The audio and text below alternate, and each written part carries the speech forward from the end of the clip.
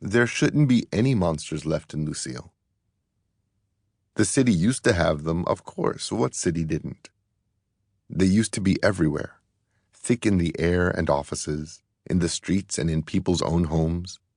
They used to be the police and teachers and judges and even the mayor. Yeah, the mayor used to be a monster. Lucille has a different mayor now. This mayor is an angel. The last couple of mayors have all been angels. Not like a from heaven, not quite real type of angel, but a from behind and inside and in front of the revolution, therefore very real type of angel. It was the angels who took apart the prisons and the police, who held councils prosecuting the former officers who'd shot children and murdered people, sentencing them to restitution and rehabilitation. Many people thought it wasn't enough, but the angels were only human, and it's hard to build a new world without making people angry. You try your best. You move with compassion. You think about the big structures. No revolution is perfect.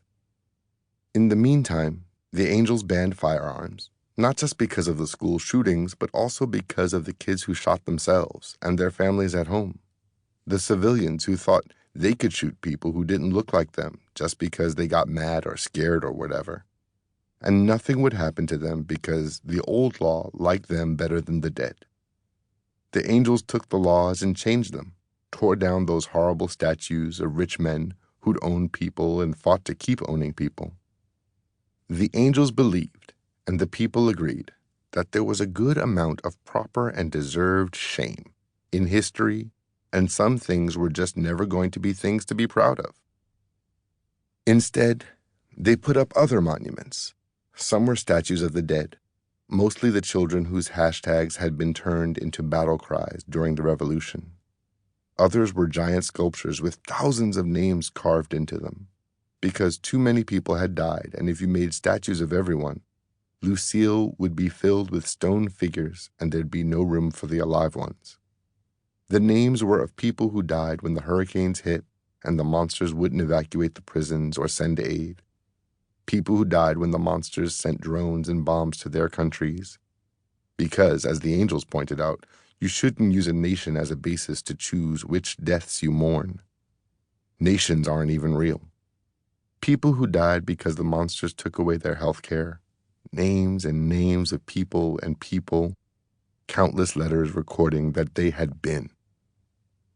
The citizens of Lucille put dozens of white candles at the base of each monument, hung layers of marigold necklaces around the necks of the statues, and, when they walked past, would often fall silent for a moment and press a palm against the stone, soaking up the heat the sun had left in it, remembering the souls the stone was holding. They'd remember the marches and vigils, the shaky footage that was splashed everywhere of their deaths. A thing that wasn't allowed anymore, that gruesome dissemination of someone's child gasping in their final moments, bubbling air or blood or grief. The angels respected the dead and their loved ones.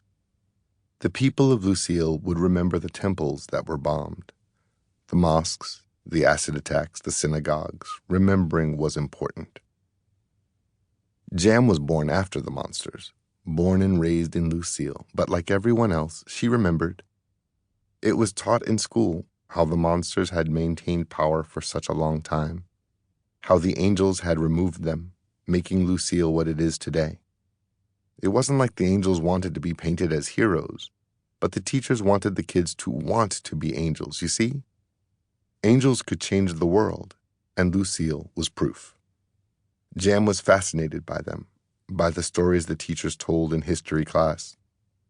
They briefly mentioned other angels, those who weren't human, but only to say that Lucille's angels had been named after these other ones. When Jam asked for more information, her teacher's eyes slid away.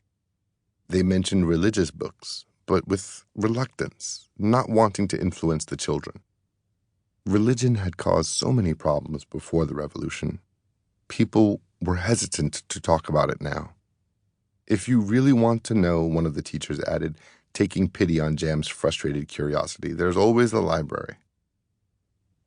Why can't they just tell me? Jam complained to her best friend Redemption as they left the school. Her hands were a blur as she signed, and Redemption smiled at her annoyance.